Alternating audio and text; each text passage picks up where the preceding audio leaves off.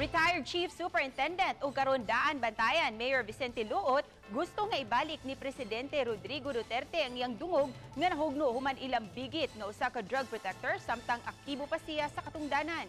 Samtang mibahan siya nga hutdon ang mga drug personality sa ilang lungsod. Ano ang akong report?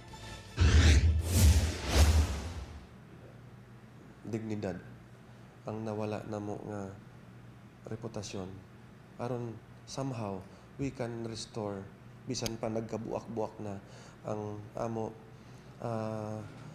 ang gimugna nako ang gi-build nako nga career nako white touch sa nga career for the last 37 years. Kahilakon ang mayor dihang miatubang sa matig balita. Iyang gihulagway nga daw nahugno ang iyang kalibutan sa paghingahan kaniya ni Presidente Rodrigo Duterte nga drug protector. Subli niyang gipanghimakak ang unsa may kalamigitan sa illegal drug trade. Matod ni Mayor Vicente Luot nga biktima lang siya sa propaganda. Anda mo sab niyang atubangod ang pasangil aron malimpyuhan ang iyang pangan.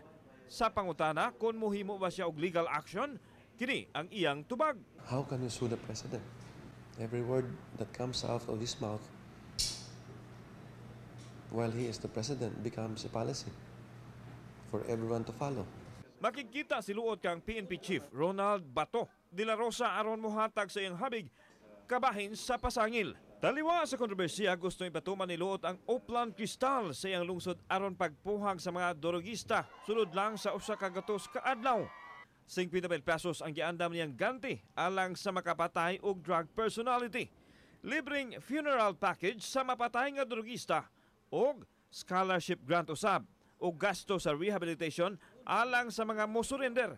Miduaw si Luot sa buhatan ni Cebu Governor Hilario David III nga nagtuki sa pipila ka mga isyu. I'm sure they have a lot of explaining to do per year, no?